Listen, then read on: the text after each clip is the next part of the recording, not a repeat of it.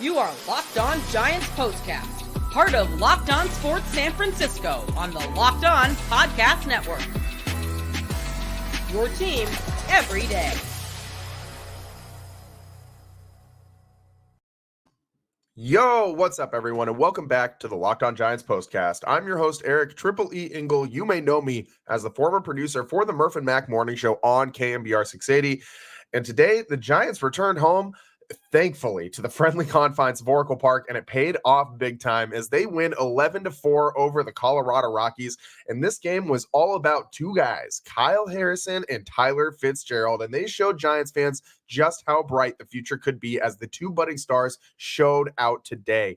Fitzy launched two more bombs, giving him 7 in his last 8 games. First Giant to do that since Barry Bonds. Meanwhile, Kyle Harrison was nearly unhittable on the mound as he tallied 11 strikeouts and only gave up 1 run over 6 2/3 innings of work. It's great when this team can play to its potential, but games like this have been few and far between in this frustrating season.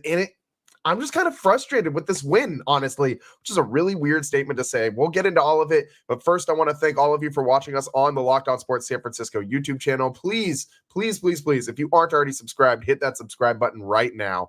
Thanks also for listening on the Locked On Giants podcast feed. However you get the show, we appreciate you tuning in. Make sure to check out the Locked On Giants Daily Show for more in-depth coverage. Ben Kaspick does a great job. SupplyHouse.com is the reliable way to get parts fast, shop for your next plumbing, h-vac, or electrical job, and get fast shipping from coast to coast at SupplyHouse.com.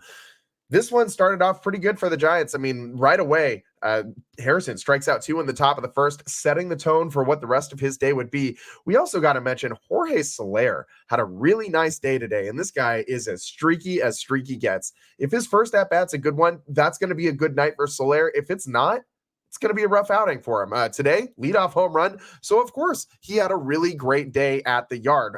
He went 3 for 4 with 2 walks. So he was on base 5 times in this one, 3 RBIs, 4 runs scored. I mean, this guy was all over this Giants win today, but he wasn't even the most productive Giant at the plate. That was Tyler Fitzgerald. As we just said, we'll get to what he did in just a minute.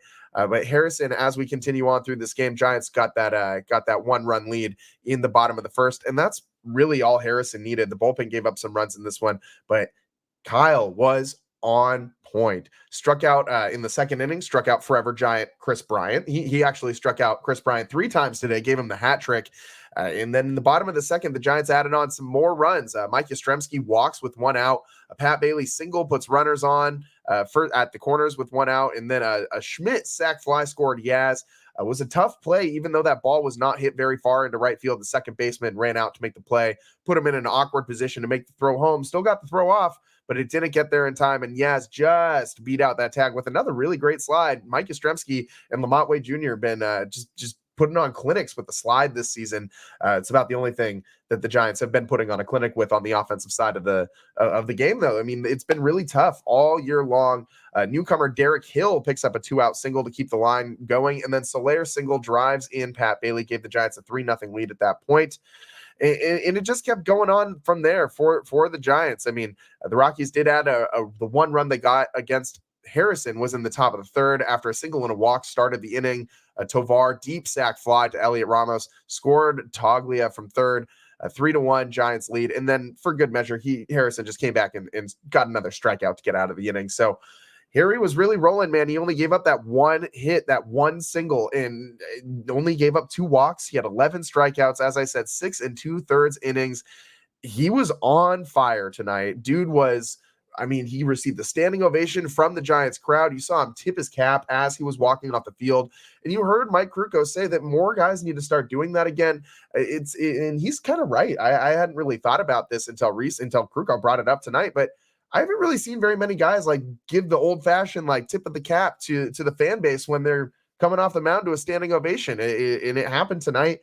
Felt really good to watch Harrison do that. I mean, this guy is still one of the youngest Giants on this roster.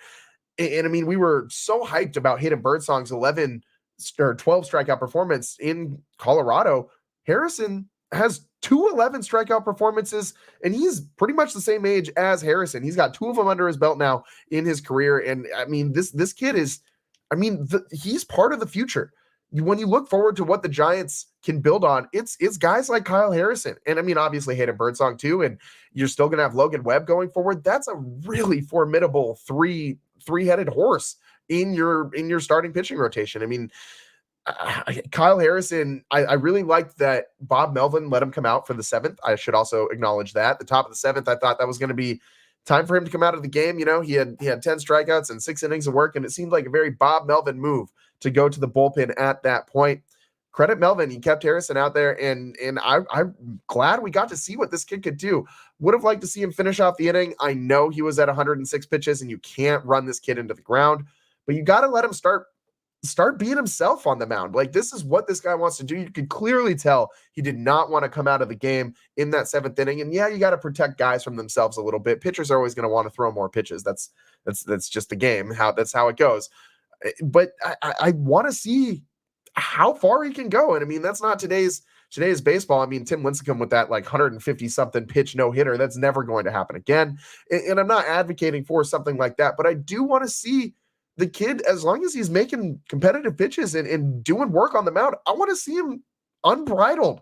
Let the wild Mustang run free. Let me see what Kyle Harrison has got. Let him just reach back there and fire from the hip. And that's what he did tonight. I like that Melvin let him go longer, let him go up over 100 pitches, let him come back out there for that 7th inning and try and get that bullpen some rest. That also is a big plus for a lengthy start. But the Giants, as we've been saying this entire season, need another guy who can pitch more than 6 innings aside from Logan Webb.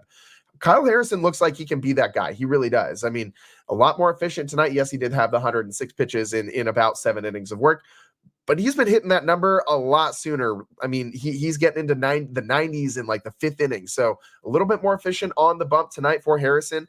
And we should point out, this guy did so much work with this fastball late in counts. He kind of changed up his approach today, threw a lot of breaking pitches early on in the count to kind of sneak strikes in there and finished off guys with the fastball. Usually he's pretty heavily leaning on that fastball, both early in the count and late in the count. He mixes in some off speed in between. It's the 4-seamer is his first strike pitch. It's his last strike pitch. It's where he makes his money. He throws it over 60% of the time. But today, Harrison was throwing a ton of first pitch breaking balls. He was really mixing and matching early in counts, but at the end, he was still using that fastball, that 4-seamer as his strikeout pitch. Of his 11 strikeouts, 10 of them came on that 4-seamer. And man, that pitch is just so dirty. It moves so crazy for a 4-seamer, and opponents really haven't hit it very well. Batting .237 against that 4-seamer this season in 2024. He's been pretty solid, man. It's been his put away pitch. That's what he has the most strikeouts with. He's been really, really, really solid with that fastball. Again, he's thrown it 61% of the time, and he really didn't throw a whole lot of other pitches today. I mean, he leaned on that slurve a little bit, but he was really using that 4-seam fastball. He didn't use the curveball a single time, which was a big difference in what he's doing. He barely went to that changeup, only 13 changeups, 36 slurves, 57 4-seam fastballs, zero sliders, 0 curveballs. I mean, it's been interesting seeing what he's been doing this year. The changeup has been his number 2 most used pitch on the season, and he barely threw it today. Went to that slurve. He throws the slurve and the changeup about the same amount of times. He uses the slurve a lot more against lefties than he uses the changeup, and he uses the changeup a lot more against righties than he uses the slurve. So I mean, that played into it a little bit tonight, but just a different way to attack the zone for Harrison tonight, and it paid off big time. I mean, this was one of his best outings, and this is a guy who has been really, really, really solid as of late. I mean, he's been the Giants stopper all year long. He was 4-2 with a 3.02 ERA coming into this one with 51 strikeouts and 11 starts following a Giants loss. And today, tack on another win, 5-3 now, and that ERA is going down below 3 as well. So Harrison has been one of the Giants' best pitchers and gotta have it, need to win moments.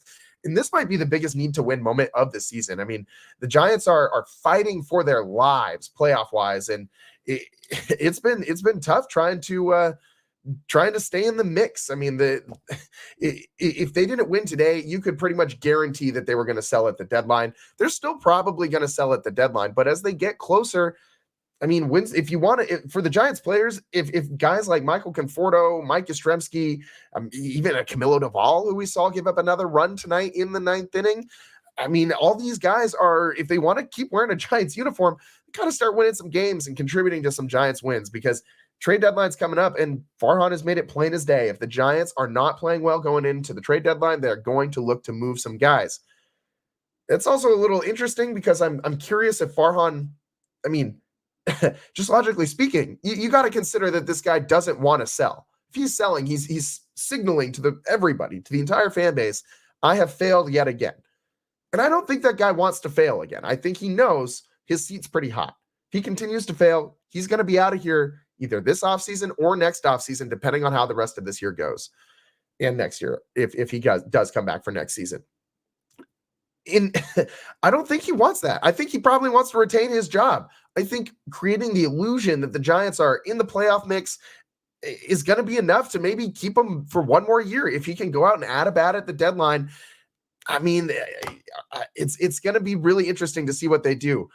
The last thing that I want, though, is what the Giants did last season, where they can't make up their minds if they're buyers or sellers, and they do nothing at the deadline. You need to either go in and go get someone, and I mean, don't go get a rental. Go trade for a bat that can be under team control for this year, next year, and maybe years in the future. If you can't do that, then sell. Sell this team and make sure it's going to be better for next season. Get rid of guys like Michael Conforto, who, by the way, the Mets have reportedly been inquiring about a reunion with Michael Conforto. You got a plethora of outfielders. And I mean, you got another guy that you just brought up today that contributed in this win. You have a lot of guys out there who are kind of the same guy. Michael Conforto and Mike Yastrzemski, I mean, you look at their stats, they're basically identical. Like, you don't need both of these dudes, and one of them plays a much better outfield than the other. We're, of course, talking about probably the best right field wall player, I guess. guy who plays the ball off the wall at Oracle Park in right field the best. That's how we'll say it. Mike Yastrzemski, obviously, he's much better in that position than Michael Conforto. Not saying Conforto's a terrible outfielder, but Yaz is definitely a lot better in the field than Conforto, and obviously Conforto's got more power, but that hasn't shown up for the Giants, and you can't keep putting this guy who is so inconsistent in this lineup with all these other inconsistent guys. I mean, everybody in this team has been so inconsistent all year long, and that's been the hallmark of this Giants team, inconsistent offenses. But it's you got to look to build for the future if you aren't going to be able to win now, and that's, you got to go into one side or the other. Don't straddle the line. That's my take on this: is don't do nothing. Do something to make this team better, whether it's making it better right now or making it better for next season and years to come. Do something. Don't just stand pat, please, for the love of God. Back to this game. I mean, the Giants, they kept plating runs in this one. I mean, Harrison didn't need a whole lot of help, but I mean, the Giants had a couple of triples in this one. Casey Schmidt hit a triple. Elliot Ramos, by the way, in the 3rd inning, hit a leadoff triple. The Giants struck out 3 consecutive times, stranded him at third base. That was not very great. And at that point, that felt like a big momentum swing, because the Giants only had a 2-run lead at that point. That was tough. But a Casey Schmidt 1-out triple, followed by a Soler flare single into shallow left field, his 3rd RBI and his 3rd hit of the day for Soler, gave the Giants a 4-1 lead. Then in that same bottom of the 4th inning, Tyler Fitzgerald cranks his first home run of the game, 2-run shot to left, his 7th of the season, 400 feet, a middle low slider over the middle of the plate, and a 6-1 Giants lead coming out of that inning. And on the other side, on the top of the 5th, Harrison comes out and just strikes out the side. And at that point, the Giants felt like they had something really going. I felt like the Rockies could have just packed it in and gone home, started getting ready for Saturday at that point in their doubleheader. But the Giants weren't done. I mean, Harrison kept striking out dudes after he struck out the side in the 5th. He struck out 2 more in the 6th. The Soler walk started off the 6th inning, and then Tyler Fitzgerald again. Are you freaking kidding me? His 8th of the season, 397 feet to dead center, and they threw him another slider, middle low, and he got around on it. Like, when stop throwing sliders over the plate to Tyler Fitzgerald, or I guess maybe keep doing it if you're, Giants fans want other teams to keep doing it. That would be great. See this guy keep hitting bombs, and as I said at the top of the show, it was his 7th home run in his last 8 games. The last guy to do that was, just a guy named Barry Bonds. No big deal. I mean, also, how crazy is it? I mean, we all know that. I don't need to point this out, but it's hilarious to me that every single time we talk about any Giants player doing something great on offense, the question is, how long has it been since Barry Bonds did that? Because he has every single one of these, first time since stats. It's always first time since Barry Bonds because he's done everything there is to do as a hitter in this game, obviously.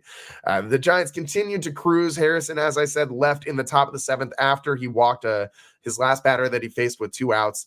And Luke Jackson came in to get exactly 1 out and got out of the jam, which was great. Not really a jam, just a runner at first, but credit him. He did his job, came in, did his job. I got nothing bad to say about Luke Jackson today. Surprise. Then in the top of the 8th, Rockies got a couple more runs after a triple with some runners on.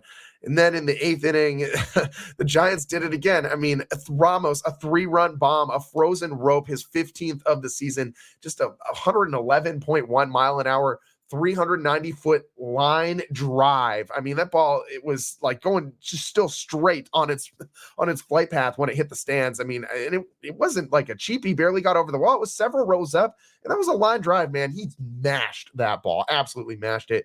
Gave the Giants an 11-3 lead. Doval gave up a run there in the 9th inning as well. It was a kind of shaky outing. He had a walk. It wasn't his best outing, certainly wasn't his worst of the season. He gave up 1 hit, 1 run, 1 walk, no strikeouts for Camilo Doval. That ERA now sits at 4.38 for the season. By the way, Harrison's ERA down to 3.69. By the way, 3.69. Nice. Kyle Harrison doing the work out there for the Giants. And so is Tyler Fitzgerald, man. And we got to give this kid, we just gave a lot of love to Harrison. Time to give some love to Tyler Fitzgerald on the other side of this Locked On Giants postcast. Got to take a quick break here. We'll be right back. I'm your host, Eric, Triple E Ingle. Tyler Fitzgerald breakdown on the other side. Don't go anywhere here on the Locked On Giants postcast.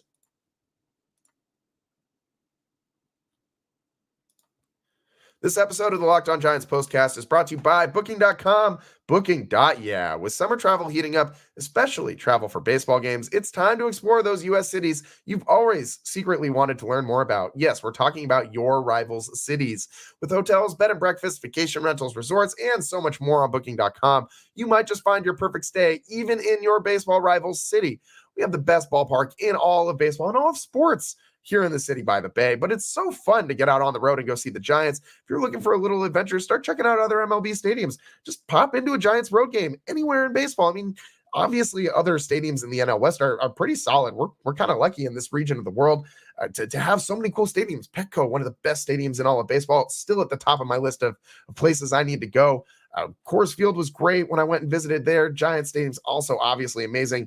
But there's so many ballparks here on the West Coast. You got T-Mobile up in Seattle. So many options that are not that far if you're out here on the West Coast. So many stadiums to get out and go see, and so many fun things to do in all of these cities. Even LA is pretty fun in the summertime, gotta admit. You won't catch me going to too many games at Dodger Stadium, but it's still fun to get out to LA this time of year and stoke that rivalry just a little bit more. From hotels that overlook stadiums to family-friendly resorts, Booking.com has so many choices across the U.S. for your summer travel this MLB season.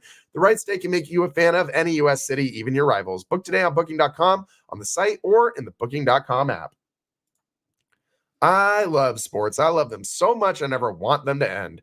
But as the playoffs wind down, NHL, NBA, NFL offseason, all we got left right now is baseball, and the sports just aren't sportsing like I want them to. But FanDuel lets me keep the sports going whenever I want, and all I have to do is open the app and dream up bets anytime I'm in the mood. By the way, the Olympics are here now too. You got plenty of bets that you can place on all those Olympic sports. I'm going to be getting in on this action as much as possible. I mean, I'm a certified degenerate, you know what I mean? So, I mean, I can bet on sports that I don't even know what they are. That's kind of fun. It's a little risky, but it's kind of fun, man. It makes the Olympics just a little bit more interesting. And obviously, I'm getting in on all of my Giants bets all season long. It's been a little cold streak lately, so I paused some of the Giants bets because every time I bet for a Giants player to do well or for the Giants to win, the opposite would happen. So I'm trying to not be the cooler here for you guys. I'm doing the Lord's work.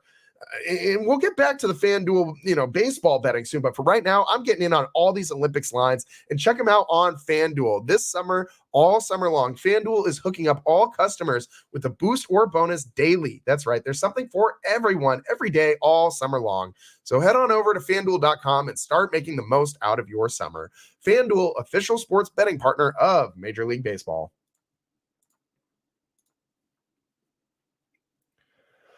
Welcome back to the Locked On Giants postcast. I'm your host, Eric Triple E Engel, and man, this is a win, a good win for the Giants. Don't get me wrong, an 11-4 win.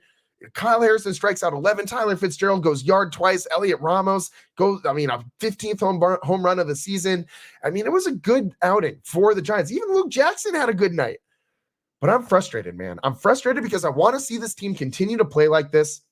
And they're just not doing it this year. So wins like this, they're good to see, but it's also frustrating because you see how good this team can be. Yes, I know they're playing the Colorado Rockies, but you see how good this team can be. But they came into tonight tied a season high 6 games under 500 because they went 2-5 on this prior road trip. They played these same Rockies on that road trip. Come on. This is so frustrating watching this team be so up and down, so Dr. Jekyll and Mr. Hyde. But hopefully they have some pieces that they can start leaning on to be a little better. Of course, we're talking about Tyler Fitzgerald. This guy, since he came on, what was it? He had a home run against Toronto on the 9th of this month. And since then, this guy has not stopped hitting. He's got 7 home runs in 8 games. We already said that. But since that day, including that day, July 9th, he is batting .481. That's he hasn't played in all these games between the 9th. He didn't play any games between the 9th and the 20th of this month, but this is still a 1, 2, 3, 4, 5, 6, 7, 8. I can count, I promise. 8 game stretch that this dude is hitting damn near 500 with 7 home runs, 12 RBIs, 12 runs scored. This is incredible. This guy needs to be, I said it before a couple shows ago, this guy needs to be in the top half of the order every single day right now. Every single day. Today, they batted him second, and look what he did. He went 3 for 5, 4 ribbies, and 3 runs scored. He did strike out once. That OPS is now over 1,000. It's 1,060 for his OPS, and his average is at 330 right now. This has been a revelation. His defense has also markedly improved at shortstop from where he was this time last year. And even at the beginning of the season, you saw him kind of flubbing some balls. And I know we didn't do a show last night on the Nick Ahmed revenge game, which, oh my God, that was just frustrating. But I didn't want to see Nick Ahmed leave. I think he was a very good contributor to this Giants team. I think there's a lot of other excess fat on this team that needed to go before he did. I think you can always use a former Gold Glover middle infielder on any part of your team. You don't need a DFA that guy. But that one thing that move did do was free up some of the pressure on a guy like Tyler Fitzgerald and some of these other young prospects like Brett Wisely and guys like that. Guys who are going to be playing a lot of middle infield for this Giants team going forward, especially with Tyro banged up. He has been for a while now. And you remember how banged up he was last year. He did come back and go on a little bit of a tear at the end of the season, but it's going to be hard for him to make a big impact, a guy like Tyler Fitzgerald, when you're splitting time so often with a guy like Nick Ahmed. And it's not, I don't think it's a coincidence that once Ahmed left, Fitzgerald started to step up and shine a little bit more. And I think it's a vote of confidence for a young player. And that's matters, man. Stuff like that really matters for young guys. It's every bit as much about the mental set as everything else for young players. Obviously, they're very talented and skilled. They wouldn't be anywhere near sniffing Major League Baseball if they weren't. Every single one of these guys can play. It's a lot of the mental set. All you got to do, all you got to do is a wild way to start this statement, but all you got to do is think you belong.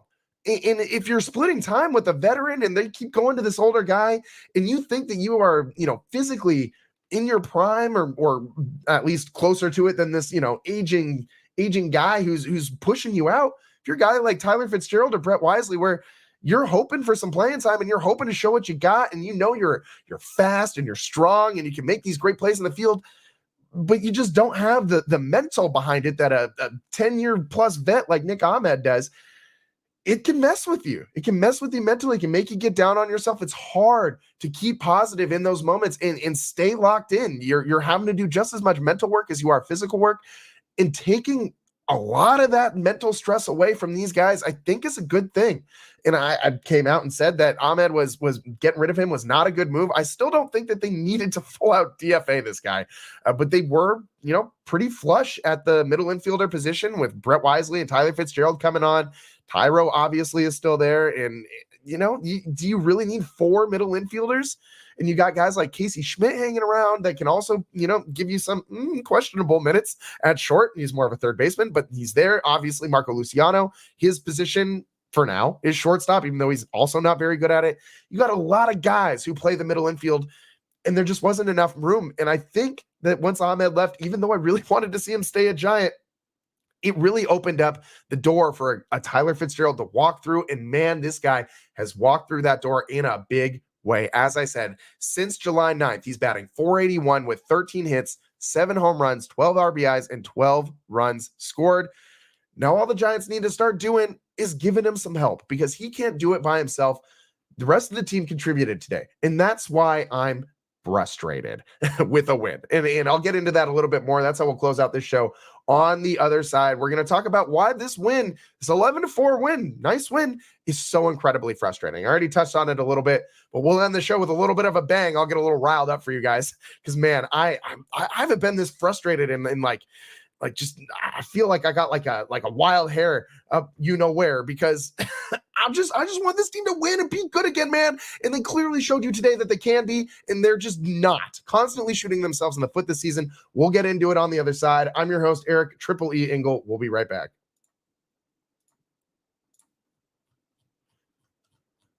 Today's show is sponsored by SupplyHouse.com. Get supplies from the site that's made for the skilled trades. SupplyHouse.com. SupplyHouse.com is the reliable way to order plumbing, HVAC, and electrical products online. Their easy-to-use website is packed with helpful resources and the latest product info to help you get the job done right.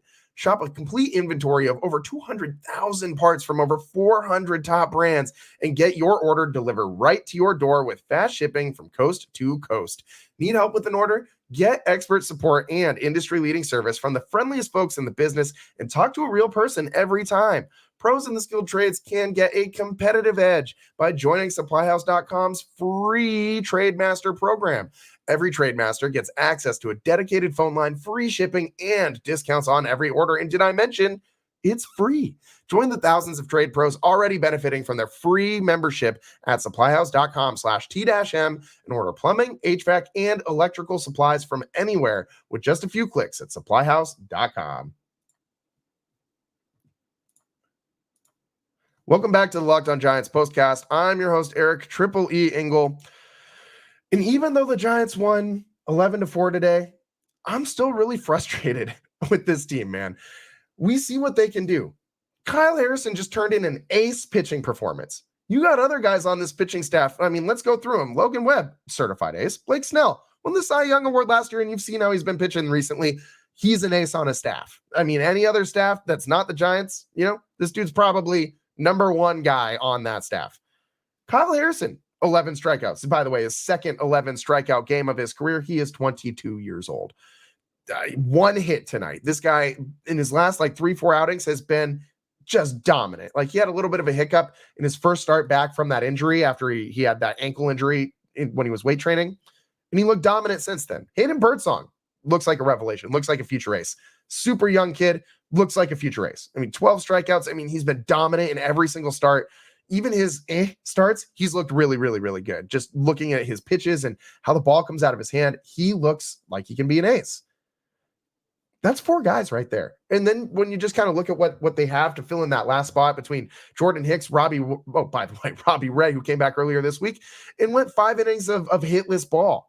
That's pretty solid. And I mean, former Cy Young Award winner, once upon a time was an ace of a staff.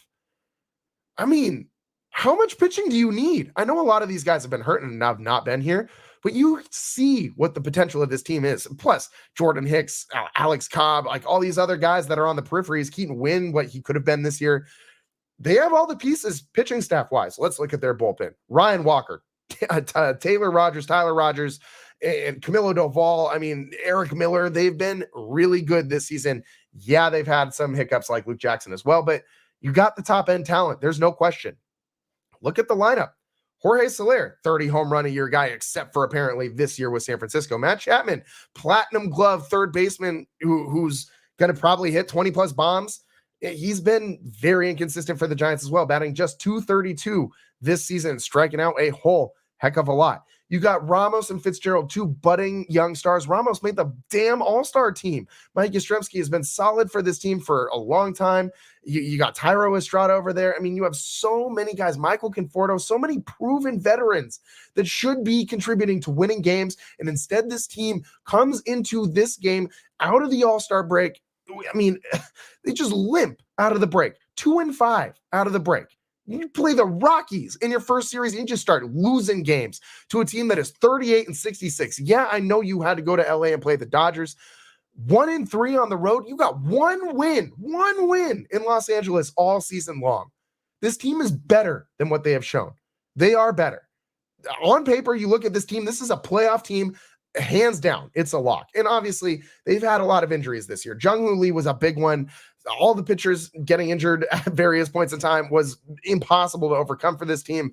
It's so incredibly frustrating. You can't blame it all on injuries, though. You have to find a way to continue to rally and fight through adversity. That is what makes a good team. And this Giants team has not proven yet that they are a good team. 5 games under 500 is not good, but they're clearly capable of tearing the cover off the ball. Look at how many home runs this team has. They can't play complete games. Tonight was kind of a complete game. I mean, the bullpen did a good job if they gave up 3 runs in what? I mean, 3 innings. That's not great. That's really not great. 3 1/3 innings, 2 1/3 innings. I mean, it's not great. You can't give up that many runs in that short of a period of time, as in most games, and expect to win with your bullpen. But the Giants can't play complete games this season. They have been, the pitching does well, the offense sputters. The starting pitching kind of sucks. Well, the bullpen comes in and saves the day, but the offense goes like 0 for 10 with runners in scoring position kind of thing. It's just frustrating. They got to piece it together. They got to push all the right buttons at the same time. And I'm a Bob Melvin guy, but at a certain point, you have to wonder, I mean, the guy couldn't get all those teams in San Diego to play well when they had all those superstars. And he's not able to get the most out of this Giant squad right now either. We know Bob's been able to do it in the past. Look at what he did with the A's, the freaking A's of all teams. I mean, if there's an organization where you need to push the right buttons in order to reach the playoffs, that is that organization in Major League Baseball. So he clearly knows how to do it. He's also done it with a lot of these guys in the past, like Matt Chapman. He had some of his best years of his career in Oakland under Bob Melvin. Same with Blake Snell. That's what he did last year when he turned into Cy Young type season. And I don't know, man. I don't know what it's going to take for this team to pull their heads out of their you-know-whats and actually start playing up to their potential. I mean, we're 105 games into this season. We have less than 60 games to play. This team needs to start winning. They need to start winning now. It's probably too late for them to really go on a tear and force Farhan to buy at the deadline. But maybe because he wants to keep his job and keep perception that the Giants are competitive and in a playoff race, maybe a little win streak here before the trade deadline will be enough to do it. And I'll leave you guys with this. I know that we are we're running way over time as we always do. But I'll leave you guys with this. Starting today, the Giants' next 16 of their 21 Giants' next 16 games and 21 of their next 25 come against teams with a record below 500. Stop me if you've heard me say this before. They had a very similar stretch last month, and they did not play very well through it. They play the Rockies 4 times. They play the A's 4 times. They play the Reds 3 times, and the Nationals 4 times, the Tigers 3 times, and the White Sox 3 times. That's a really, really, really terrible combined winning percentage between all of these teams. The White Sox have won just like about 25% of their games this year.